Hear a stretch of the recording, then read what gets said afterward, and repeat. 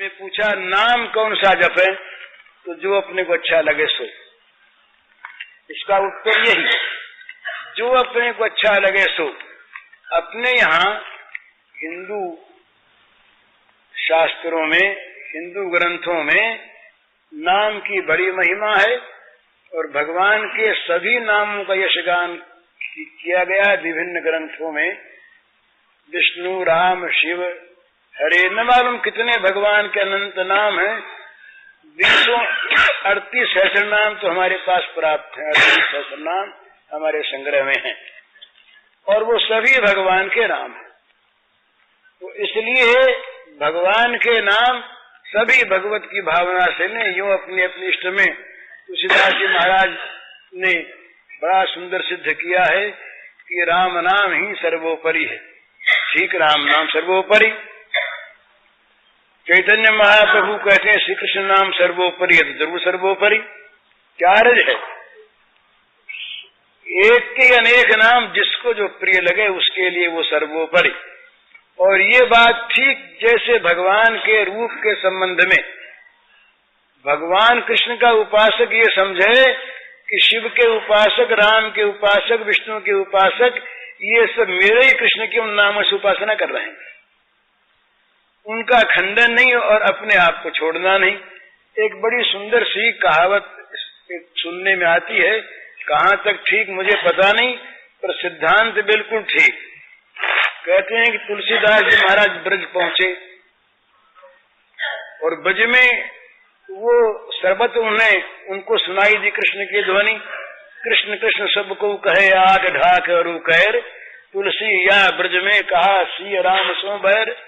विनोद में कहा ऐसा, उनका आक्षेप नहीं था, क्योंकि आक्षेप करने वाले तुलसीदास गीतावली में, ये विनय पत्रिका में संसार को ललकार कर कहते हैं खबरदार मेरे पास जो आए, तुम्हारे कपट रूप को मैंने जान लिया, मैं तो अब जाने वो संसार, बांध न सकई मोहि हरि के बल, प्रकट कपट आगा। वहां कहते हैं कि जय हृदय नंद कुमार। और तुलसीदास जी महाराज ने ये कृष्ण गीतावली श्री कृष्ण के बाल लीला के और निकुंज लीला के कुछ ऐसे बढ़िया पद लिखे महाराज तुलसीदास जी ने कि मानो दूसरे सूरदास बोल रहे हैं ऐसा मालूम होता है। तो उनके मन में कोई श्री कृष्ण और राम में विरोध रहा, वो सो बात नहीं, और विरोध रह नहीं सकता। किसी तत्व के ज्ञाता के मन में विरोध रह नहीं सकता। पर ये बड़ी सुंदर भावना है अपने इष्ट की।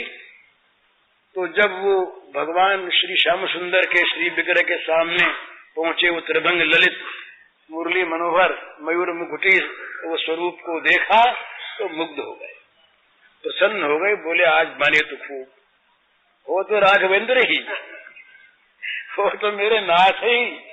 कहाँ कहूँ छवि आज की, भले बने हो नाथ। हे नाथ, हे राघवेंद्र, आज की छवि क्या कही जाए तो नई छवि दिखने में आ रही है। धनुष के बदले में मुरली है और वो रत्न किरीट के बदले में यो मयूर पिच्छ शोभा पा रहा है आपके मस्तक पर। और ये सीधे साधे खड़े तने हुए राजकुमार, उसके बदले में त्रिभंग ललित 3 जगह टेढ़ लिए हुए और खड़े हुए हैं। बड़ा सुंदर, बड़ा सुंदर। पर तुलसी मस्तक तब नवे, धनुष बाण ले हाथ। पर महाराज हैं तो आप वही, दूसरे नहीं, बड़े सुंदर। परंतु अगर हमसे सिर झुकाना है ना आप, तो धनुष बाण ले लो हाथ में। तो मुरली मुकुट दुराए के नाथ भय रघुनाथ, ऐसा कहते हैं। और चाहे ये कल्पना हो पर सिद्धांत सत्य है। तो भगवान के किसी रूप में परायापन न करे, अपने जिस रूप की उपासना उसको छोड़े नहीं। ये सिद्धांत की बात यदि बार बार मनुष्य बदलता रहेगा अपने साधन को, तो साधना में वो सिद्ध नहीं हो सकता।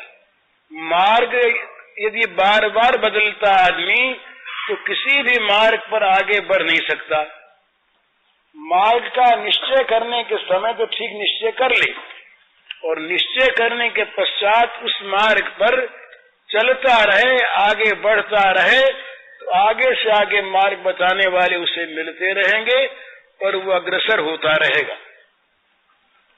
तो भगवान के प्राप्त करने के अनेक मार्ग, रिजपुर नाना पथजुषाम निर्नाम एको गम्य, वो वस्तु तो प्राप्त करने के एक समुद्र, एक नदियां विभिन्न मार्गों से टेढ़ी सीधी जा रही है उस समुद्र के अंदर अपने को समा देने के लिए, मिला देने के लिए। इसी प्रकार भगवान की ओर सब चलते हैं, चलना चाहिए, तो विरोध न करे और अपने वाले को छोड़े नहीं। ये बात इस प्रश्न का उत्तर तो ये आ गया।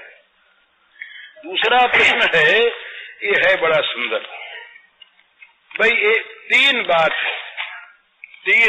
है।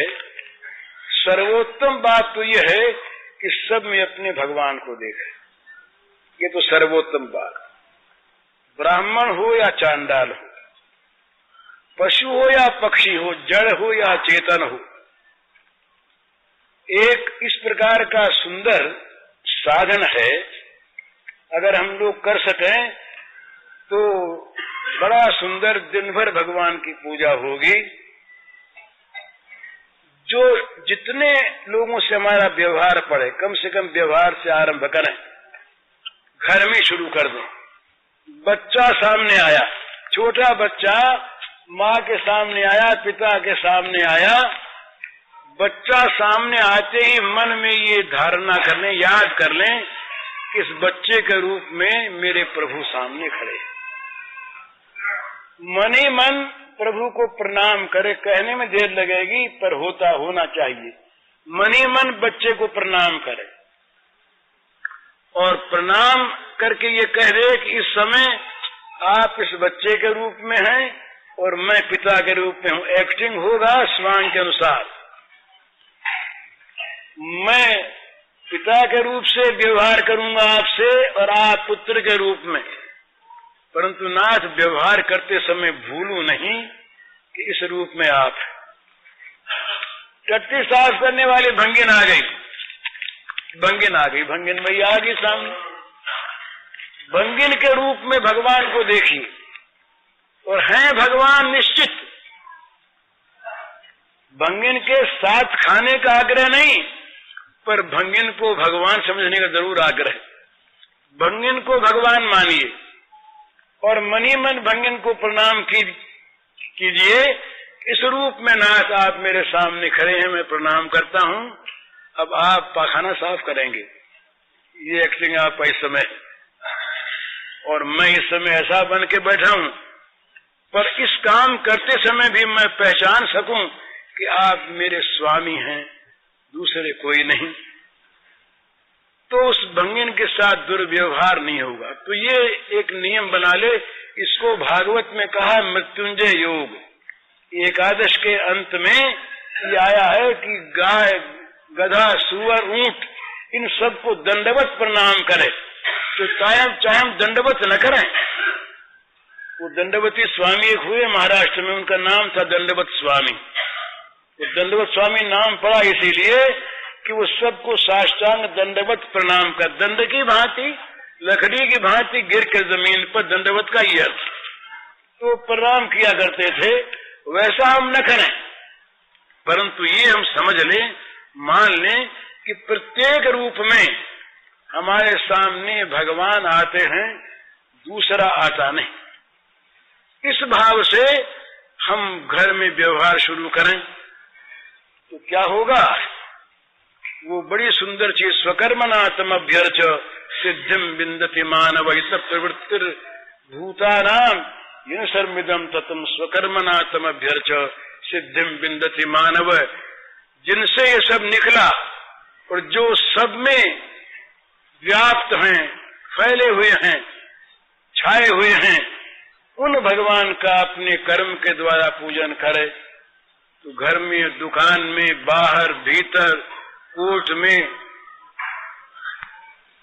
गंगा के तीर पर, जंगल में, जहां भी हम जाएंगे हमारे भगवान वहां हमारे साथ और हमारी पूजा ग्रहण करने के लिए तैयार। हम रात को सोते हुए नींद के द्वारा उनकी पूजा करेंगे। हम भोजन करते समय भोजन करने की क्रिया के द्वारा उनकी पूजा करेंगे। हम बातचीत किसी से करते समय उस बातचीत के द्वारा भगवान की पूजा करेंगे।